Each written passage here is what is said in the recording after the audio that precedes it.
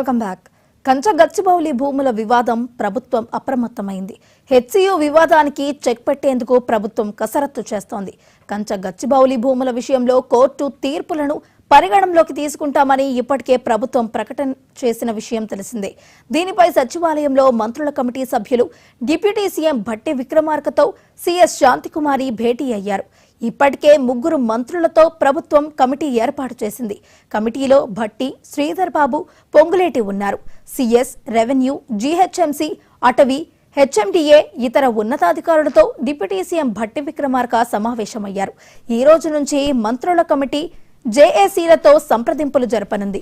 1-2 రోజుల్లో విద్యార్థి సంఘాలు, పౌర సంఘాలు, పర్యావరణవేత్తలతో మంత్రుల కమిటీ సమావేశం కానుంది. ఈ నెల 16 వరకు నివేదిక ఇవ్వాలని సీఎస్ ను సుప్రీంకోర్టు ఆదేశించింది.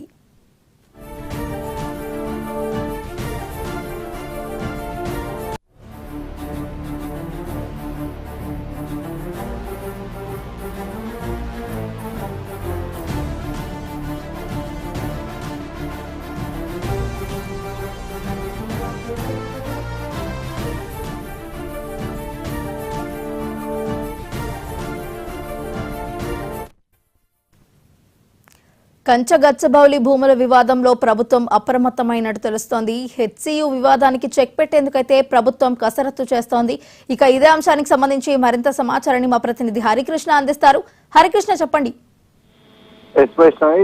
గచ్చిబౌలి 400 ఎకరాల భూ వివాదంపై ప్రభుత్వం అప్రమత్తమైంది. ఎట్టి పరిస్థితుల్లో కూడా ఈ భూమి ప్రభుత్వాన్ని అని చెప్పేసి మొదటి నుంచి తమ వాదన వినిపిస్తున్నట్టుగానే అటు సుప్రీంకోర్టులో జడ్జిమెంట్ వచ్చిన విధంగానే ఇక్కడ ఎటువంటి అటవీ ప్రాంతం లేదని ప్రభుత్వ సుప్రీంకోర్టుకు తెలియజేయాలని చెప్పేసి ప్రభుత్వం సిద్ధమైంది. ఈ వివాదంపై ఇప్పటికే సబ్ కమిటీ ఏర్పాటు చేశారు. సబ్ కమిటీలో డిప్యూటీ సీఎం భట్టి విక్రమార్క, మంత్రులు శ్రీబాబు, పొంగులేటి శ్రీనివాస్ రెడ్డితో కూడిన కమిటీ అయితే ఏర్పాటు చేయడం జరిగింది.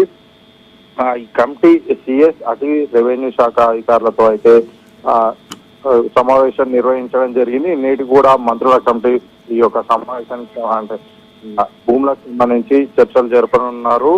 ఈ నెల 16లోగా సిఎస్ ను నివేదిక ఇవ్వాలని చెప్పేసి కూడా సుప్రీంకోర్టు ఆదేశాలు జారీ చేసిన నేపథ్యంలో ప్రభుత్వం మొదటి నుంచి వాదిస్తున్నట్టుగానే ఈ యొక్క భూమి మొత్తం కూడా గతంలో ఏదైతే 20 ఏళ్ల కిందట ఈ యొక్క భూమిని ఇండస్ట్రియల్ కి ఇవ్వడం జరిగింది. అదే వాదాన్ని కూడా ప్రభుత్వం వినిపించి ఇక్కడ ఎట్లాంటి నష్టం చేయకూడలేదు, పర్యావరణ హితంగా ఈ యొక్క ప్రాజెక్టు ఉండబోతుందని చెప్పేసి కూడా ప్రభుత్వం సుప్రీంకోర్టుకి అయితే తెలిపే విధంగా నివేదిక తయారు చేయనుందని ఇప్పటికే అటు యూనివర్సిటీకి సంబంధించిన విద్యార్థులతోటి, విద్యార్థి సంఘాలు, అదేవిధంగా యూనివర్సిటీ ప్రొఫెసర్లు, పర్యావరణవేత్తలతో అయితే సమావేశం నిర్వహించడం జరిగింది. ప్రభుత్వం ఎట్టి పరిస్థితుల్లో కూడా అనుకున్న అంటే తను ఏదైతే అనుకుందో ఈ యొక్క పర్యావరణానికి ఎట్లాంటి దెబ్బ తినకుండా ఈ యొక్క ప్రాజెక్టు ముందుకు తీసుకుపోవాలని చెప్పేసి ప్రభుత్వం భావిస్తున్న నేపథ్యంలో కూడా ఎట్లాంటి అంటే ఆటంకి జరగకుండా అటు సుప్రీంకోర్టుకు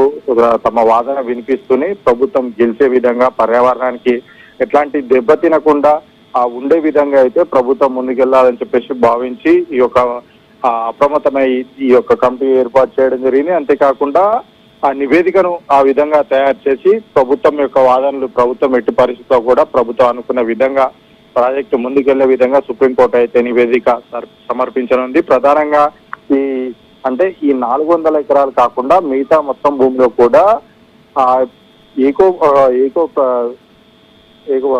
పర్యావరణానికి సంబంధించి ఎట్లాంటి దెబ్బ తినకుండా ఏకో పార్క్ ఏర్పాటు చేయాలని చెప్పేసి ప్రభుత్వం భావిస్తున్నట్టుగా ప్రాథమిక సమాచారం అందుతుంది. ఇందులో ప్రధానంగా ఈ 400 ఎకరాలకు సంబంధించి ప్రభుత్వం ఎట్లా ముందుకెళ్ళబోతుంది, ఈ ప్రాజెక్ట్ తీసుకోవడం వల్ల పర్యావరణానికి ఏదైనా దెబ్బ తింటుందా లేదా, ఎట్లా ప్రభుత్వం ముందుకెళ్ళబోతుంది, ప్రధానంగా అక్కడ విద్యార్థులు ఆరోపిస్తున్నట్టు లేక్స్ కానీ ఎట్లాంటి రాక్స్ ఉన్న నేపథ్యంలో రాక్స్ కి ఎట్లాంటి గతంలో చాలా వరకు కూడా హైదరాబాద్ లో తెలంగాణ రాష్ట్రం ఏర్పడే ముందుకు చాలా వరకు కూడా గుట్టలు, రాక్స్ ఉన్న నేపథ్యంలో అవన్నీ కూడా మాయమయ్యాయి. ఆ విధంగా మాయం కాకుండా చూసేందుకు ప్రభుత్వం ముందుకెళ్తుందని చెప్పేసి కూడా ప్రభుత్వం చెప్తుంది. ప్రధానంగా 400 ఎకరాలకు సంబంధించి ఇందులో కొన్ని పురాతనమైన రాక్స్ ఉన్న నేపథ్యంలో కొన్ని నేచురల్ గా ఏర్పడ్డ నేచురల్ గా కొన్ని ఆకారాలు రాక్స్ ఉన్న నేపథ్యంలో ఆ రాక్స్ కి ఎట్లాంటి ఇబ్బంది కలగకుండా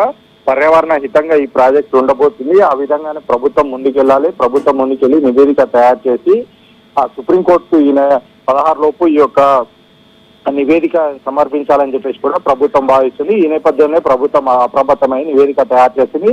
అయితే సుప్రీంకోర్టు హైకోర్టులో ఈ యొక్క భూ విధానానికి సంబంధించి కేసున్న నేపథ్యంలో కూడా పోలీసులు మొత్తం కూడా ఈ యొక్క భూమిని స్వాధీనం చేసుకున్నారు. ఎవరికి కూడా ఈ లోపలికి అనుమతించట్లేదు.